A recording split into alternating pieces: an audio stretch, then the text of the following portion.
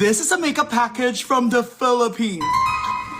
I got a package from Colorette Cosmetics from the Philippines. Pilipinas! Handa ka na ba? Grabe guys, napaka-heavy ng box. And punong-puno siya. Tara, buksan na natin. Like you guys, look. Ang daming pinadala ng color. Ay, nalaglag. Daming pinadala ng Colorette. Oh my gosh. Look, ang dami. Let's start with this. Tingnan nyo, oh. Tanggalin natin yung wrap Salazar niya. Oh, pumupo to. Ang dami nagtatanong sa inyo na gumawa ako ng full face of Colorette. Dahil napakarami na nilang sine. Yes, mami, magagawa na natin. What is this? Blur Base Powder Foundation. Everyday Powder Foundation. SPF 15. They sent me, I think, every single freaking shade. Grabe ka, Miss Nina. Salamat. They also sent translucent powder. I want to see how the packaging looks. This is a translucent powder. Ooh. Ganda ng packaging niya. Medyo may pagka-white. Ay! May kasamang puff. Guys, let me know kung na-try nyo na to at kung gusto nyo. And then, sinendin nila yung powder foundation nila. Ito, hindi pa ito natatry.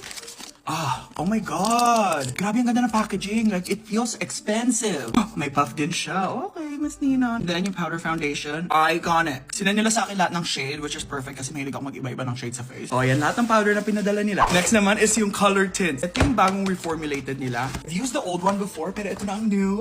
Nakikita ko yung mga iba kong friendly dito In fairness! Love her. She's so sweet. She's so pretty. This Sasaguro, Fava, and we have Jayo. We love Jayo. So talented. Kaloka. Tingnan niyo, Ay, kabog! Mas maganda ang packaging! Wag ka. Mamahali ng itsura. Colorette! Ano ba? Try ko nga. Ay, liquidy pa rin siya in fairness Ganda. Wait, bakit ba ako naka-wig?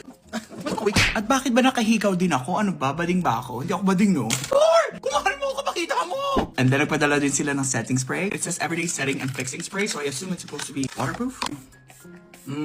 Love the spray. Nag-send din sila ng makeup remover.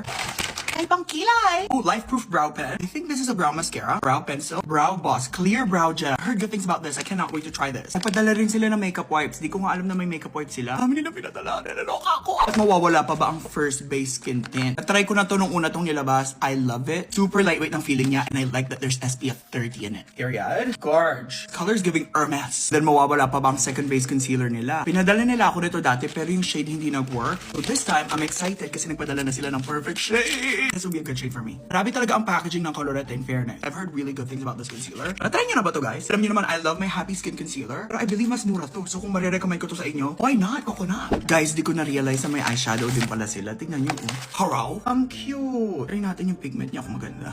Gago. Nakikita nyo ba yan? And nagpadala rin sila ng mga mascara, lip oils, lip velvet. Ay, ang dami. And lastly, send sila ng blind boxes nila. Ito pinaka-excited ako kasi nakita ko everyone was opening their boxes. And I'm like, I feel left out. 6